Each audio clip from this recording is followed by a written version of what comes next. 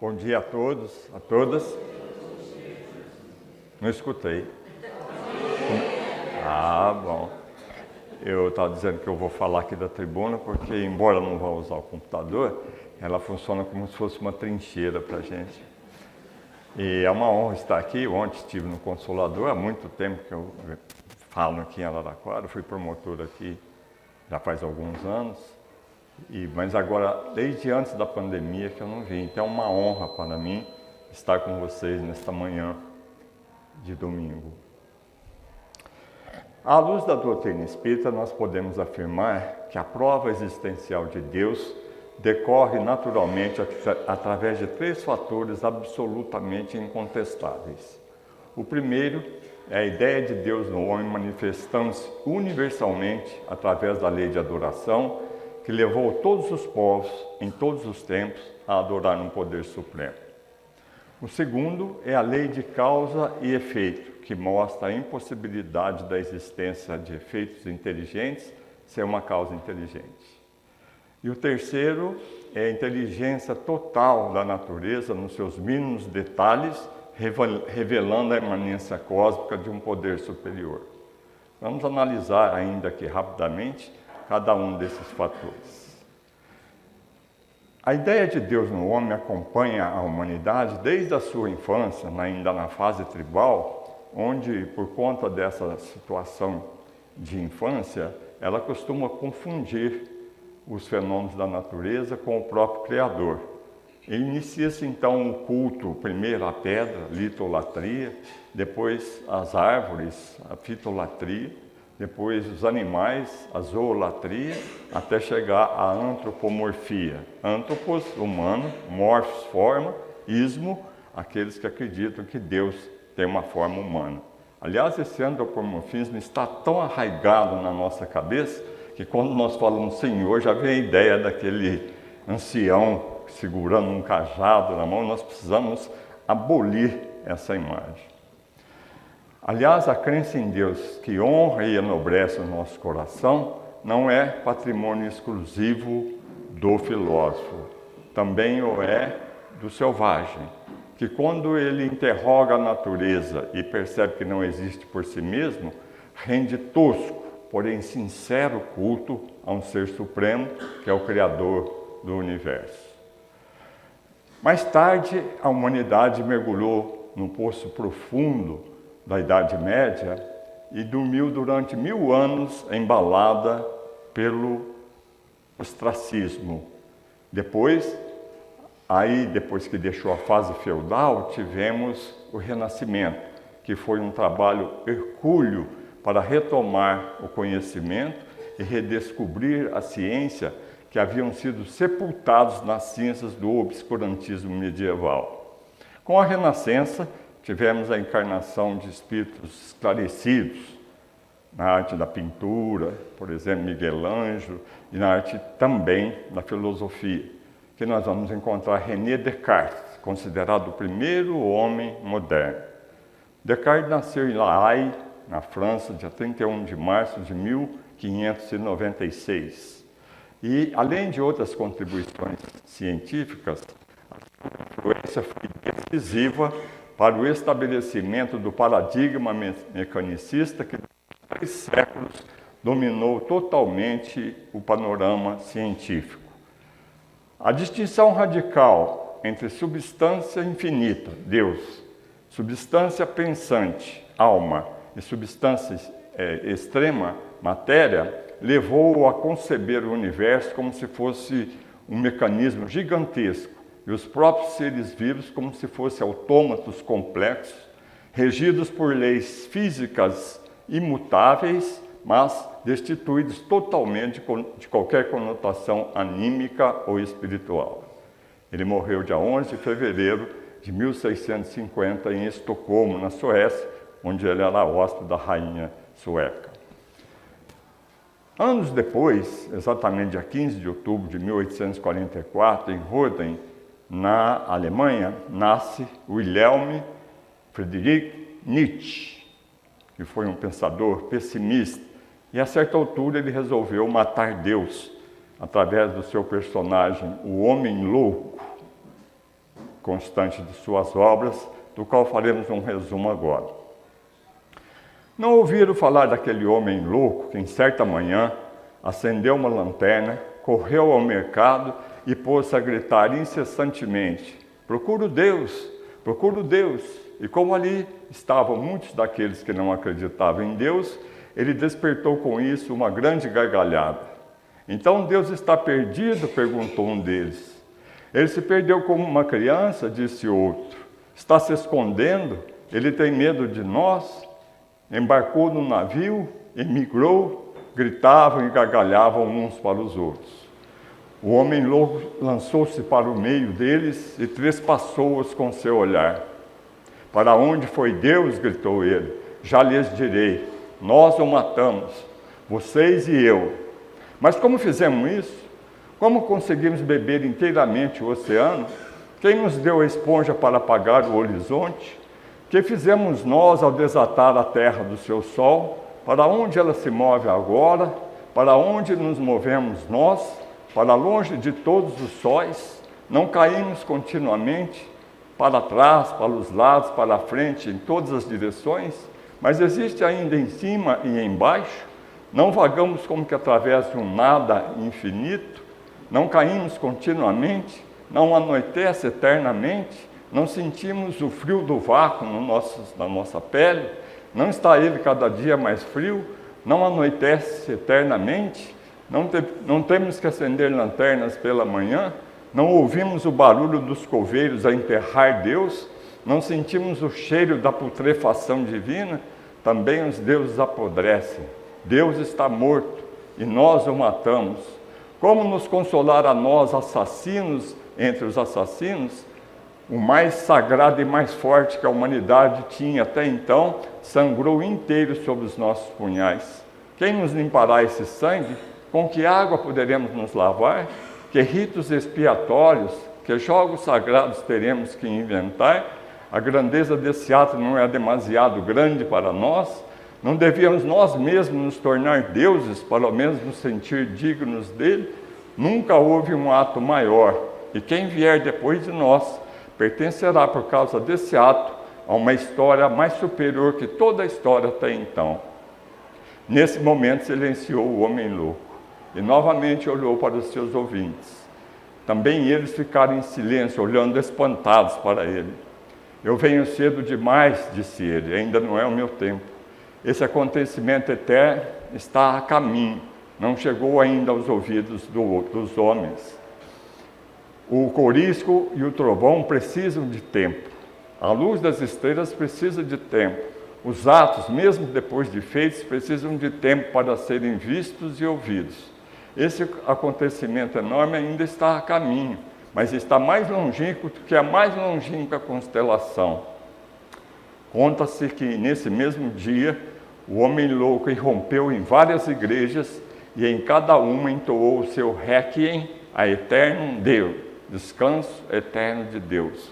Levado para fora, limitava-se a responder: o que são ainda essas igrejas, senão os mausoléus e túmulos de Deus?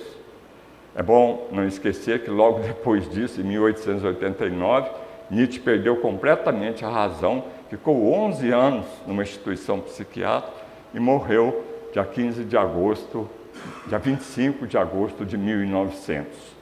Dizem que ele e Marx foram profundamente influenciados pelas ideias evolucionistas de Charles Darwin, tentando aplicar ao domínio social aquilo que Darwin aplicava ao domínio biológico.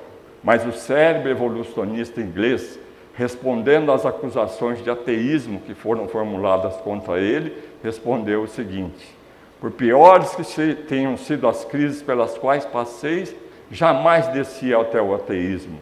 Nunca deixei de acreditar em Deus. Mas os ateus, eles insistem nessa condição. Mais recentemente, Richard Dawkins, um britânico ateu, escreveu um livro chamado Deus, um Delírio, dizendo que quando uma pessoa reza sozinha, ela delira sozinha. Quando ela reza coletivamente, é um delírio coletivo. E ele tripudiou em cima da chamada aposta de Pascal. Vamos ver o que é essa aposta. Blaise Pascal foi um matemático francês, viveu de 1623 a 1662, viveu só 39 anos, mas ele foi até um dos precursores do inventor da máquina de calcular. Ele era um matemático, então ele apostava em tudo. Se ele estivesse aqui hoje, essas bets aí seria a felicidade dele.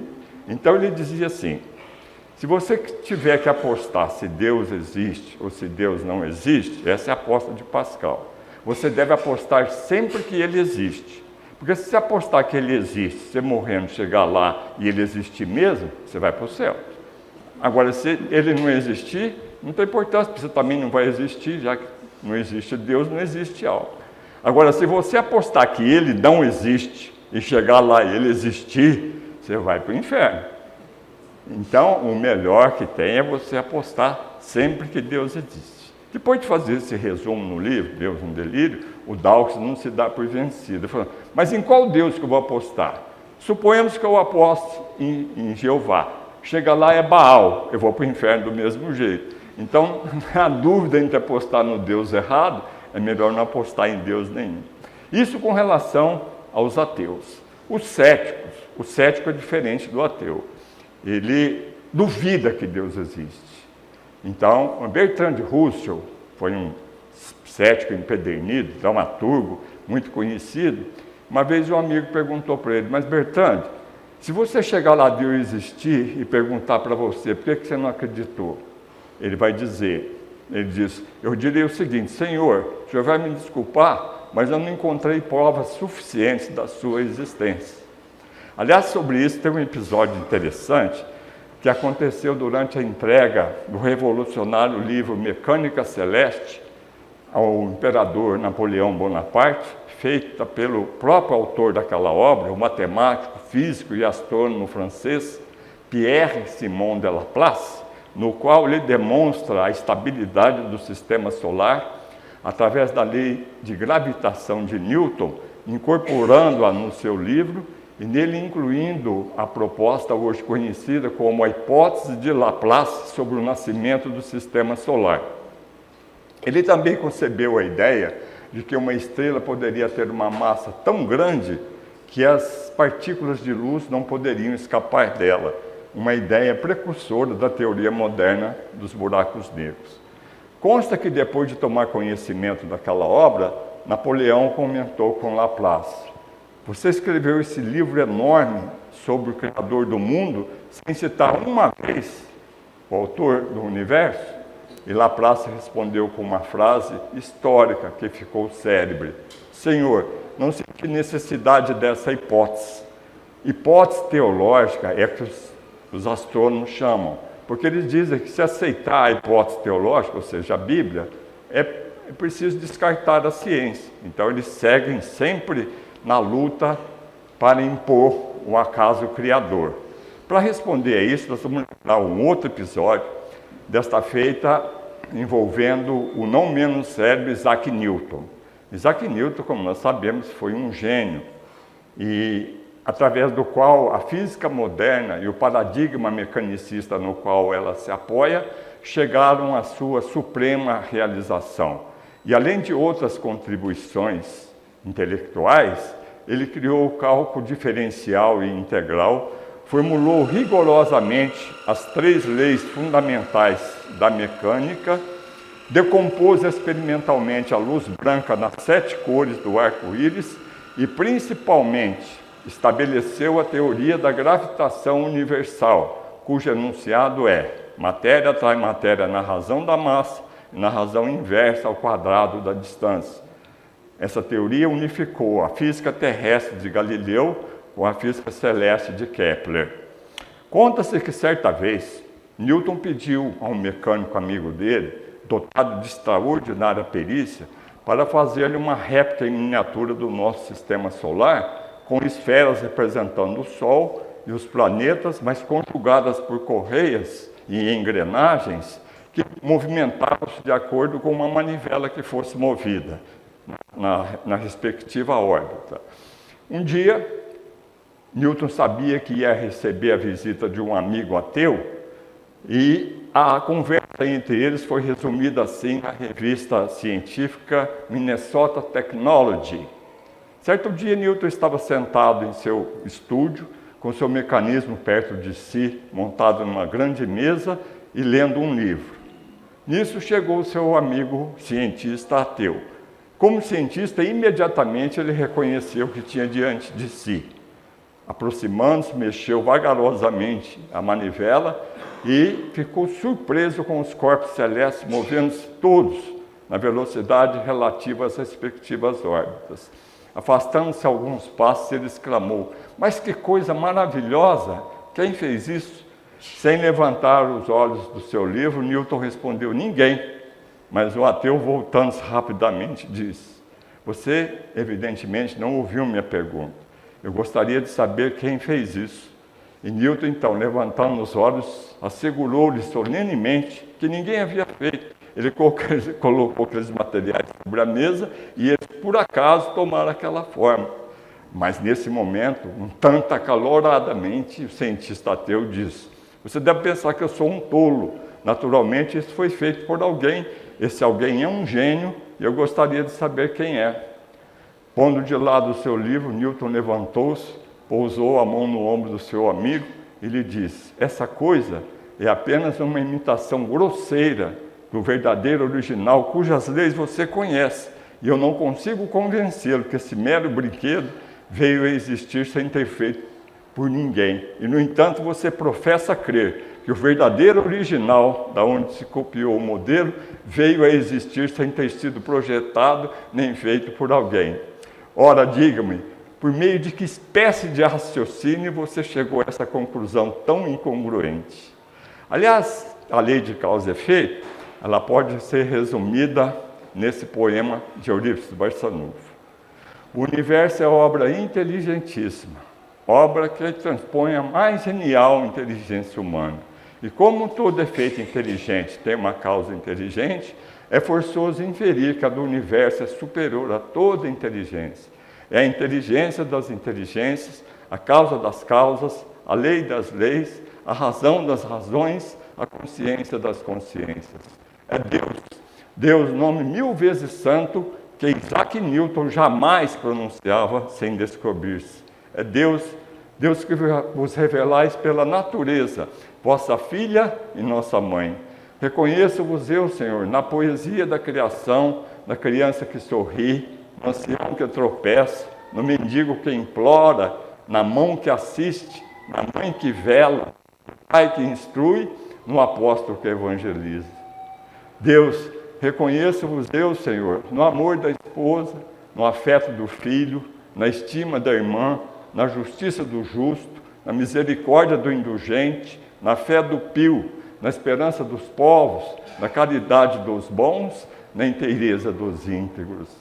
Deus, reconheço-vos eu, Senhor, no estro do vate, da eloquência do orador, na inspiração do artista, na santidade do moralista, na sabedoria do filósofo, nos fogos do gênio. Deus, reconheço-vos eu, Senhor, na flor dos vergéis, na relva dos vales, no matiz dos campos, na brisa dos prados, no perfume das campinas, no murmúrio das fontes, no rumorejo das franças, na música dos bosques, na altivez dos montes, na amplidão dos oceanos, na majestade do firmamento.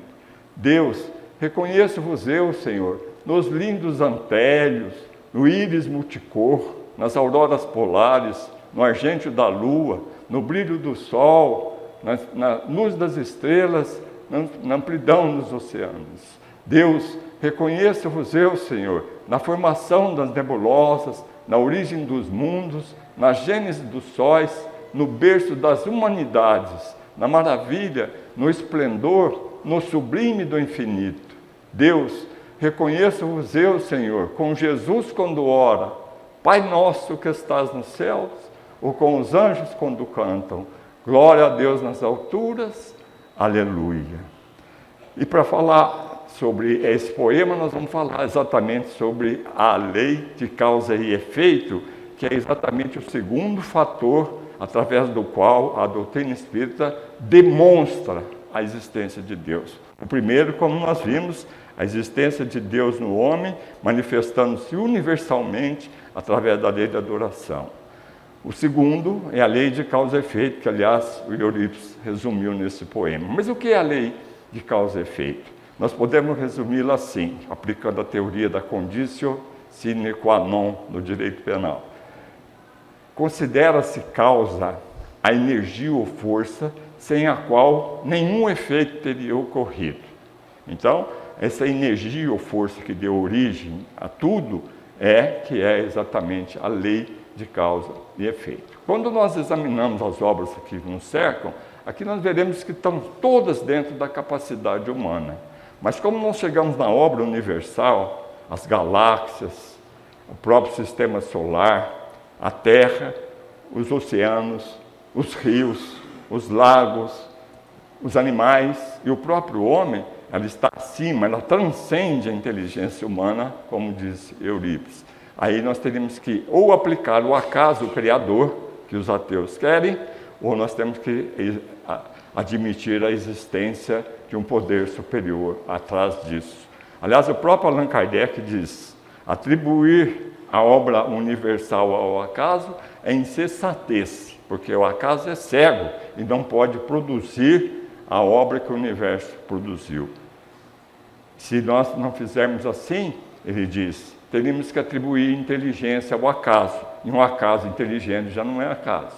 Portanto, então, a obra universal, ela é devida à lei de causa e efeito. E o terceiro fator, através do qual nós sustentamos que a existência de Deus é incontestável, é a inteligência total da estrutura da natureza, nos seus mínimos detalhes, revelando a imanência cósmica de um poder superior. Para demonstrar esse terceiro fator, que é o mais decisivo, nós vamos convocar o depoimento do Dr. Abraham Cressy Morrison, que durante muitos anos foi presidente da Academia de Ciências de Nova York. Ele não nos traz ele levanta-se, porque incomodado com essa polarização de crer ou não crer em Deus, ele levanta-se e escreve uma obra demonstrando a juventude, a maturidade, a velhice, as razões pelas quais ele crê em Deus e devem crer todas as criaturas humanas. Não nos traz ele uma contribuição altamente científica, nem profundamente filosófica. Dá-nos material para reflexões lógicas, imediatas e fáceis, porque ele estabelece os seus conceitos dentro da teoria da probabilidade para demonstrar que esse universo galáctico, de maneira alguma, pode ser obra de um acaso estúpido. A lei da probabilidade é fácil de ser demonstrada. Chegando na sua casa, você pega 10 moedinhas iguais, 10 centavos, por exemplo, numera com agulha de 1 a 10, de modo que você não pode perceber pelo tato, coloca num saquinho de joia, de veludo, dá uma chacoalhada e tenta tirar a número 1 da primeira vez. A sua chance, evidentemente, é de 1 em 10. Quando você conseguir tirar a número 1, você coloca lá dentro de novo e tenta tirar a 1 e a 2 na sequência. A sua chance já vai ser de 1 em 100. Se você conseguir tirar a 1 e a 2, você joga lá dentro e tenta pegar a 1, a 2 e a 3. A sua chance é de 1 em 1000. Se você for tentar tirar as 10 na sequência, a sua chance é de 1 em 1 bilhão de possibilidades. Então, através da lei da probabilidade, ele demonstra que esse universo galáctico, de maneira alguma, pode ser obra de um acaso estúpido. Para isso, ele convida os homens, as mulheres, a que meditem apenas sobre algumas das leis que mantêm o equilíbrio da vida na Terra, como, por exemplo, a lei de translação e de rotação, que rege o movimento que a Terra rege, de rotação, de translação em torno de rotação em torno de si mesma e de translação em volta do Sol. É sabido que nós estamos viajando agora a uma velocidade aproximada de 1.600 km/h, o que não é um acaso, é uma lei que estabelece as condições para a vida na Terra. Porque, diz ele, se por acaso a gente refreasse a velocidade da Terra de 1/10 para 160 km por hora, a vida na Terra seria impossível.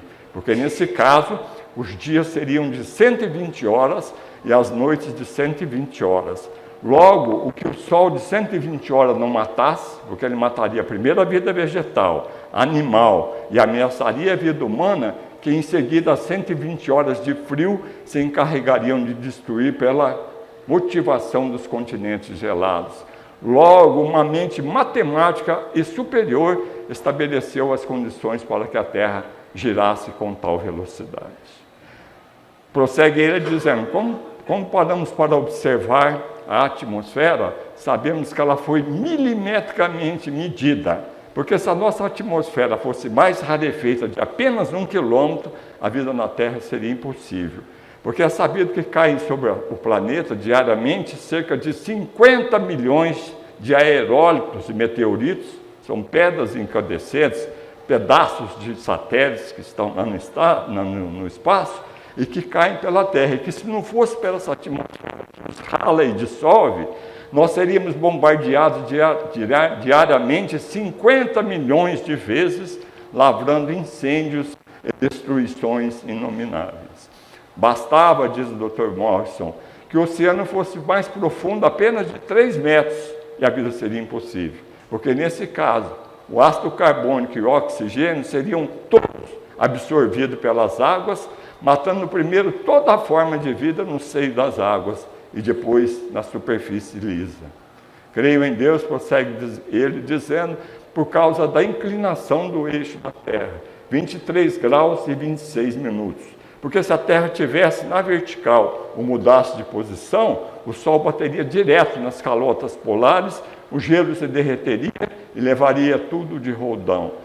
Creio em Deus, diz ele, por causa da distância da Terra à Lua, cerca de 383 mil quilômetros, o que não é um acaso, porque se a Lua se aproximasse de nós a 70 mil quilômetros, a vida seria impossível, porque a pressão magnética do nosso planeta sobre os mares faria levantar ondas tão altas e terríveis que essas marés e pré-mares lamberiam os picos mais altos do Himalaia, tornando a vida absolutamente impossível.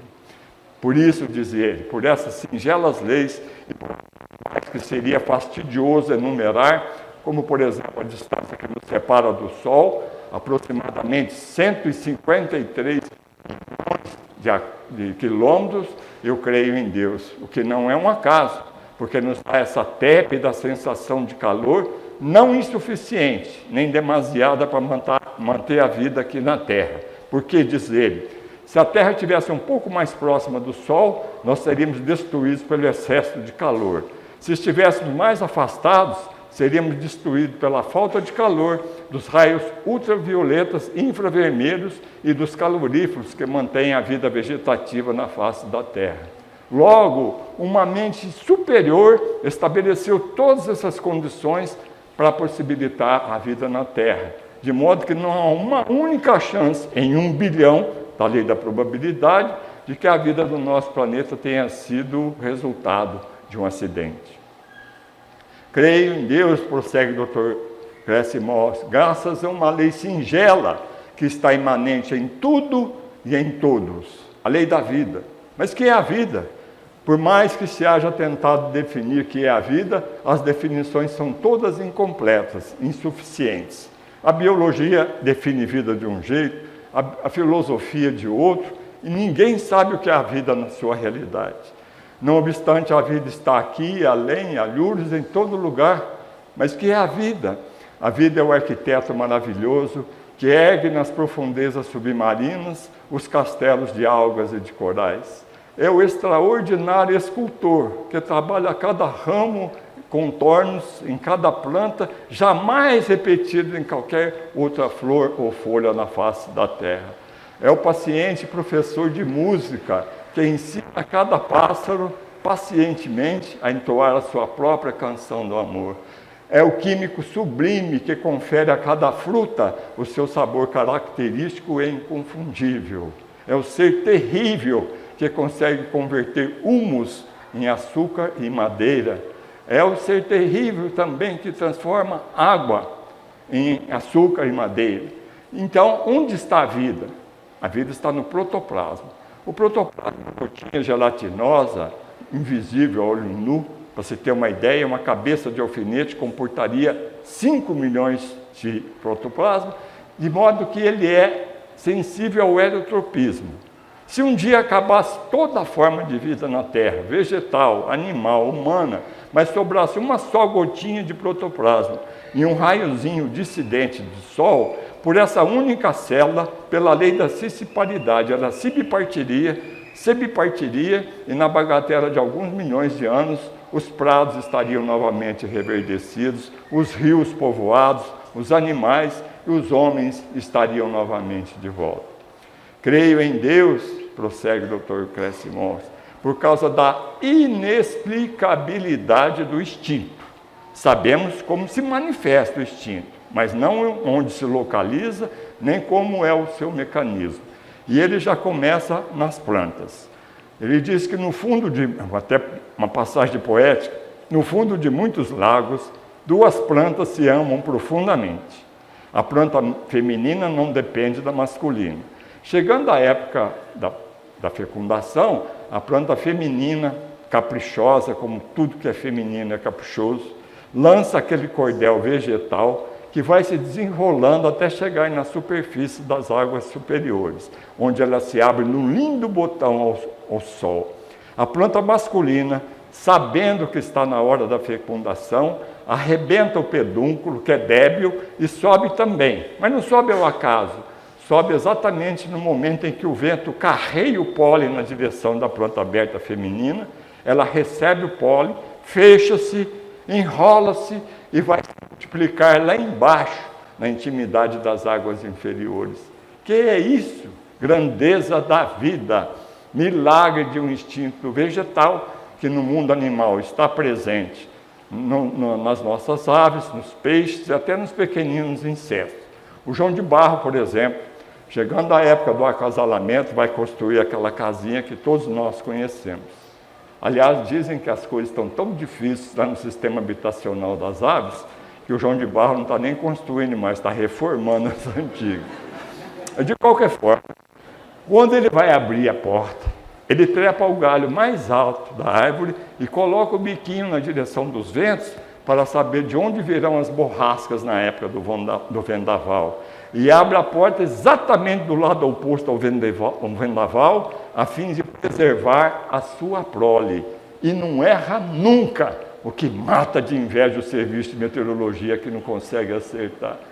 Quem e o que ensinou ao João de Barro tamanha técnica de perfeição que lhe assegura a sobrevivência da espécie? E as enguias? As enguias são peixes em forma de serpente que só se reproduzem em águas abissais, profundas e frias. Chegando então à época do acasalamento, as enguias abandonam todos os lagos, todos os mares, todas as águas do mundo e começam a nadar na direção das Bermudas. Ali elas se reproduzem e morrem, mas seus filhotes sabem de onde vieram seus pais, fazem a viagem de volta e vão habitar as águas dos seus ancestrais. Piscicultores e pescadores atestam, testemunham que jamais encontraram enguias europeias perdidas aqui, fora da época da procriação. É que a lei foi tão caprichosa que ela atrasa 1 ano o processo de maturação das enguias europeias, que é o que elas gastam para chegar aqui nas Bermudas, que estão mais próximas da América do que da Europa, e elas se encontram com suas irmãs americanas quando as águas estejam necessariamente frias para possibilitar a criação. Mas a vespa ainda é mais hábil na exploração do seu instinto, porque a vespa também sabe que quando vai procriar vai morrer. Ela coloca os seus ovos numa furna e já sabe que os seus filhotes vão nascer adultos, porque todo inseto nasce adulto, e que eles precisam comer carne, mas carne viva. Ela então faz um voo até encontrar um gafanhoto, aplica-lhe um golpe, uma ferroada, que o torna hibernado, paralisado, anestesiado, porém vivo. Nenhum entomologista, estudante de inseto, Nenhum anestesista conseguiu, em laboratório, tirar o veneno da vespa e aplicar, como ela faz no gafanhoto, porque ou ele aplica veneno demais e mata o paciente, ou ele aplica de menos e o paciente não se deixa devorar. Mas a mamãe vespa sabe o ponto exato, a quantidade necessária para anestesiar o gafanhoto. Leva-o, coloca ao lado dos seus ovos, sai dali e morre. Os ovinhos se arrebentam e as novas vespas já nascem com uma fome voraz e começam a comer pelas partes não vitais, porque elas sabem que se matar o gafanhoto e comerem carne podre, morrem também. Que técnica é essa? Instinto. Mas o instinto é uma palavra convencional, porque na verdade ela é uma lei que estabeleceu matemática e cientificamente o equilíbrio entre a flora e a fauna na face da Terra. E toda vez que o homem mexe na ecologia, ele se dá mal. E ele elucida com o exemplo dos australianos. Os australianos queriam plantar em suas terras inóspitas verdadeiros seminários e simultaneamente torná-las agrícolas. Mas ali existe um vento, chamado vento alísio, onde ele passa, alisa tudo. Então ocorreu-lhes, para proteger as plantações, importar um tipo de planta para fazer sebes, cercas protetoras, protegendo as plantações. Imediatamente eles viram o enorme equívoco em que haviam incorrido, porque na Austrália não havia um inseto inimigo natural daquelas plantas. E elas começaram a crescer e se espalhar descontroladamente. Em 10 anos, haviam roubado da Austrália uma área maior do que das Ilhas Britânicas. Foi um caos. Foi dado alarme internacional. Usaram lança-chamas, herbicidas, e as plantas continuavam a se espalhar, expulsando lavradores, fechando aldeias, interrompendo cidades. Nesse momento foi convocado um congresso em Sydney, convocando entomologistas e botânicos do mundo inteiro para debaterem uma forma de salvar a Austrália daquelas plantas. Depois de 8 dias de intensas discussões, chegaram à conclusão da lei natural. Era preciso encontrar na Terra um inseto que fosse o inimigo daquelas plantas, e que fosse altamente produtivo e muito famélico para acabar logo com aquela invasão botânica. Depois de procurarem no mundo inteiro, encontraram aonde? Na nossa Amazônia, um besouro, que é o que eles queriam, inimigo daquelas plantas, facilmente reprodutível e altamente famélico. Levaram uma quantidade que acharam suficiente, jogaram sobre as plantas e ficaram observando. Em pouco tempo estavam desaparecendo as plantas, e o que iam fazer com aqueles mortos de fome latino-americanos? Que estavam se acabando as plantas e os besouros estavam ficando. Nesse exato momento a lei atuou, porque nós sabemos que os insetos não respiram por pulmões, eles respiram por tubos. Mas na medida que eles crescem, os tubos não crescem e eles morrem em algumas semanas por falta de cubagem de ar. Mas isso é providencial, porque existem já classificadas mais de 750 mil espécies de insetos. Se não fosse por essa lei, nós íamos estar aqui em Araraquara e encontrar pulgas e insetos com corpos de dromedários e paquidermes. Creio em Deus, por fim, proclama o Dr. Crécio Morris, por causa da imaginação, porque só através da imaginação é que a pessoa pode conceber Deus. É evidente, como dizia o salmista Davi, no Salmo 19, versículo 1, cantam os céus a glória de Deus e o firmamento proclama a obra das suas mãos. Quem aqui quiser entender Deus, numa dessas noites de céu estrelado e transparente, faça uma viagem erma, uma caminhada por uma estradinha isolada, olhando a beleza da escumilha celeste, e vai dizer entusiasmada, é verdade, Senhor, eu vejo milhões de astros que brilham, e vai cometer o seu primeiro engano, porque a olho nu não se enxerga mais do que 5.000 estrelas, ou melhor, 2.500, porque as outras 2.500 estão do outro lado do planeta, onde será dia, e ele desafia, quem duvidar pode conferir à noite. Se você usar um binóculo, você poderá ver 15 mil estrelas.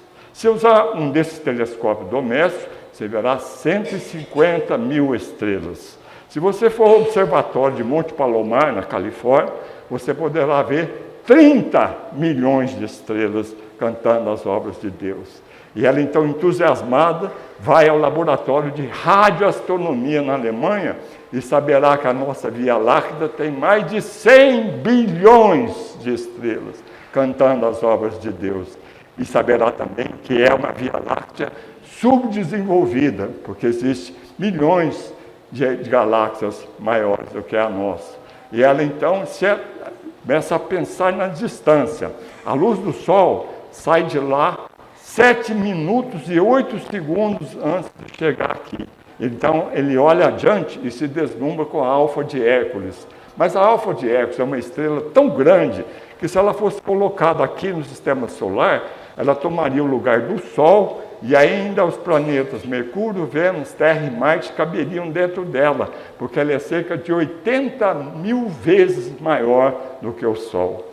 Ele, então, vai ver que realmente tem alguma coisa de grandioso e pensará como o astrônomo inglês Sir James Jeans, que pregava que a Via Láctea pode ser comparada a uma roda de carruagem, de modo que você sair daqui de Araraquara agora, viajando na velocidade da luz, 300 mil quilômetros por segundo, sempre na mesma direção, você vai demorar 25 séculos para chegar até o aro da roda da carruagem, atravessando apenas a sua pequenina e modesta Via Láctea. E então, você vai saber, a partir dos anos 80, você vai ter que acompanhar as conquistas da ciência. E foram descobertas estrelas de nêutrons tão massivas que uma partícula delas, do tamanho de uma maçã ou de uma laranja, tem o mesmo peso da Terra. Foram descobertos os quasares. O quasar é o corpo celeste mais antigo do universo. Ele chega a ter uma radiação 300 mil vezes maior do que o Sol, mas o seu sinal é muito débil, porque a sua luz vem atravessando os espaços a 12 bilhões de anos-luz para chegar até nós. E ao determos-nos em tal contemplação, saberemos que o Sol, o nosso astro-rei, está caminhando para o fim. Porque para manter o equilíbrio gravitacional da sua órbita, Mercúrio, Vênus, Terra, Marte, Júpiter, Saturno, Urano, Netuno e Plutão não. Plutão, a ciência chegou à conclusão que ele é muito pequeno, ele está na categoria dos asteroides. Isso é o que diz a ciência, porque o povo maldoso como está dizendo que foi só um astronauta brasileiro ir lá, pronto, já assumiu um planeta do sistema. De qualquer forma, para manter a órbita de Mercúrio, Vênus, Terra, Marte, Saturno, Urano e Plutão, ele converte 400 milhões de toneladas de matéria dele em energia por segundo para manter a gravitação. E isso está causando o seu fim, o que leva muitas moças a me procurar depois da palestra, ou depois de ler o meu livro, que eu tenho um livro com esse título, que é Deus, e preocupadíssimas, porque elas são solteiras. Então, é verdade que o mundo vai acabar? Vai. Ah, meu Deus, vai demorar? Bom, eles calculam que daqui a 10 bilhões de anos. Aí ela alivia. Graças a Deus, até lá acho que eu já casei, não é possível. Do macrocosmo, aquele viajante da Hermestrada leva a língua ao véu palatino, o palato mole se ergue, ele trava em seco, e Deus abandona as galáxias para vir ali, para dentro da sua boca, onde estão 5 milhões de corpúsculos gustativos para lhe dar a sensação de quente, de frio, de doce e salgado. Ele então leva a cabeça e vai saber que ali estão cerca de 86 bilhões de neurônios cerebrais encarregados da memória e de mandar a mensagem elétrica, simultaneamente química, para imprimir nas telas da alma as impressões percebidas pelos seus sentidos. E estão no seu circuito perfeito. E ele então se agita e vai saber que o maior circuito do mundo está dentro dele mesmo. O aparelho circulatório, que mede oscilantemente de 95 mil a 160 mil quilômetros de veias, vasos e artérias para levar oxigênio em todos os pontos do seu organismo. E é um aparelho autossuficiente, porque ele elabora as energias de que tem, as substâncias de que tem necessidade, leucócitos e hemácias. E é tão caprichoso esse nosso aparelho circulatório, que se a pessoa toma um tale e vem a hemorragia, o próprio aparelho circulatório lança uma camada de fibrina que funciona como se fosse um coágulo tampão de algodão para impedir que a vida se esvaia por ali, como acontece infelizmente com os hemofílicos que não têm esse tipo de defesa. E os pulmões, as nossas bombas pulmonares para possibilitar a nossa troca de oxigênio com as plantas e o ácido carbônico. E a nossa bomba cardíaca, pulsando desde a vida pré-natal, lá na intimidade do útero materno, até o último instante, quando se dá a morte clínica e vem a degenerescência celular por falta de oxigenação do cérebro. E o estômago, 30 milhões de glândulas em conexão com a enzima pitialina, encarregada da digestão bucal, fazer a nossa digestão. Os rins, 106 quilômetros de veias, vasos e artérias para fazer o milagre da filtragem do sangue. As glândulas suprarrenais distribuem adrenalina para manter o nosso equilíbrio. Toda a aparelhagem endócrina, timo e seus derivados, o aparelho genésico, a fonte da procriação, santuário da espécie, que muitas vezes homens e mulheres perturbados pelas sensações enxovalham e conspurcam. Olhe um homem, multiplica pelo infinito e você terá Deus, cantando as glórias que as filosofias espúrias e o preconceito da inteligência dos homens, vermes que pensam como assevera Emmanuel, desejam aniquilar nas artimanhas da sua máquina intelectual para poderem se refocilar nas paixões inferiores, sem a responsabilidade da autodeterminação.